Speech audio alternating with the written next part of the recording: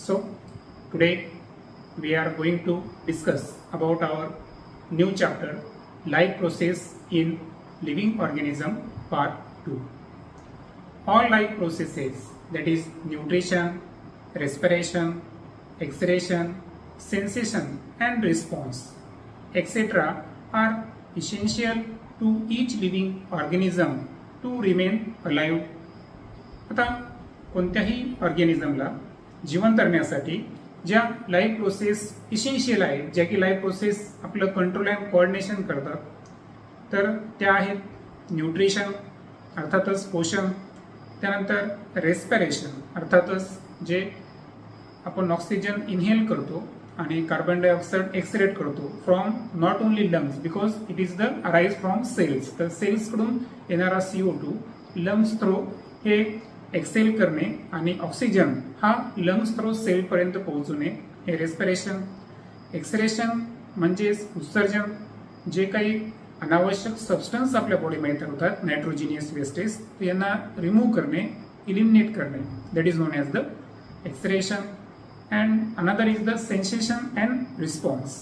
तर ह्या सर्व ज्या लाईफ प्रोसेसेस आहेत तर हे कोणत्याही सजीवाला अलाइव्ह राहण्यासाठी हे इसेन्शियल आहे. Beside this life process, one more life process occurs in living organism, it is reproduction. आणि या व्यतिरिक्त जी फारच महत्वाची लाईफ प्रोसेस ही प्रत्येक ऑर्गॅनिझम मध्ये असते आणि ती life process is nothing but reproduction, ज्याला आपण प्रजनन म्हणू. However, reproduction does not help the organism to remain alive, but it helps to maintain the continuity of the species of that organism. आता अगोदर आपण ज्या लाईफ प्रोसेस बद्दल discuss केली तर ते अलाइव्ह राहण्यासाठी इसेन्शियल आहे. मात्र रिप्रोडक्शन या लाईफ प्रोसेसचं थोडंसं एक वेगळं वैशिष्ट्य आहे आणि ते वैशिष्ट्य म्हणजे की जी कोणतीही स्पेसीज असेल त्या स्पेसीजचं कंटिन्युटी हे मेंटेन करण्याचं कार्य हे रिप्रोडक्शन थ्रू होतं. कारण रिप्रोडक्शनमुळं न्यू ऑर्गॅनिझमचं फॉर्मेशन होत असतं आणि त्यामुळे जी कोणत्याही ऑर्गॅनिझमची स्पेसीज असेल त्या स्पेसीजची कंटिन्युटी ही मेंटेन करण्याचं कार्य रिप्रोडक्शनद्वारे होत असतं. त्यानंतर आता आपण रिप्रोडक्शन संदर्भात डिटेल इन्फॉर्मेशन जाणून घेऊ. Formation of new organism of same species by earlier existing organism is called as the reproduction.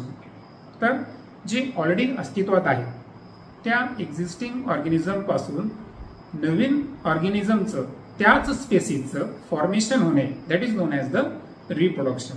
कारण प्रत्येक सजीव हा स्वतःसारखा नवीन जीव तयार करत असतो, म्हणून जे ऑर्गॅनिझम स्वतःच्या स्पेसीजचं नवीन ऑर्गॅनिझम फॉर्म करत असतील, निर्माण करत असतील, that process is non as the reproduction.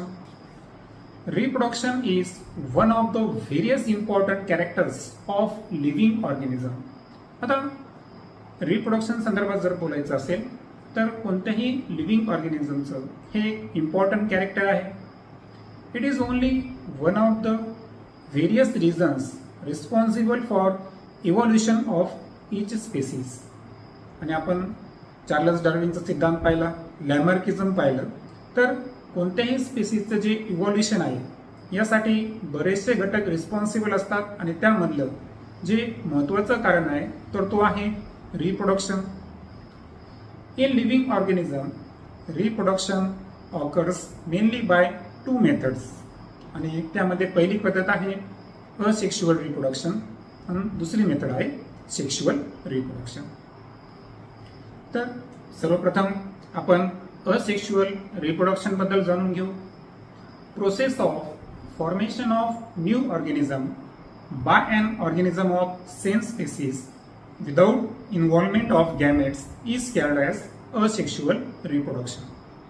तर असेक्शुअल रिप्रोडक्शनमध्ये गॅमेटचा समावेश नसतो, कारण याच्यात एकच पॅरेंटचा समावेश असतो आणि जे नवीन ऑर्गॅनिझमचं फॉर्मेशनची जी प्रोसेस होते ही सेम स्पेसीजच्या ऑर्गॅनिझमकडून होते. मात्र यामध्ये गॅमेटचा समावेश नसतो, means there is no fusion of gametes, कारण इथं सिंगल पॅरेंट आहे आणि म्हणून this type of reproduction is called as asexual reproduction. As this reproduction does not involve union of two different gametes, the new organism has exact genetic similarity with the reproducing organism. आता asexual reproduction, genetically identical organism जे तयार होतात ते फक्त asexual रिप्रोडक्शनद्वारेच होतात आणि याचं कारण असं आहे की यामध्ये दोन पॅरेंटचा समावेश नाही, अर्थातच दोन डिफरंट टाईपचे गॅमेट्स त्यांचं युनियन या ठिकाणी घडून येत नाही, तर एक्झॅक्ट कॉपीज तयार होतात. सो नवीन ऑर्गॅनिझम हा रिप्रोड्युसिंग ऑर्गॅनिझमची ही एक्झॅक्ट कॉपी असते. मीन्स जेनेटिक सिमिलिटी हे असेक्शुअल रिप्रोडक्शनचं एक महत्त्वाचं फीचर आपल्याला सांगता येईल. देन युनिपॅरेंटल रिप्रोडक्शन मी ऑलरेडी मेंटेन केलं की यामध्ये एकच पॅरेंटचा समावेश असतो आणि म्हणून हे जे असेक्शुअल रिप्रोडक्शन आहे याला आपण युनिपॅरेंटल रिप्रोडक्शन सुद्धा म्हणू शकतो.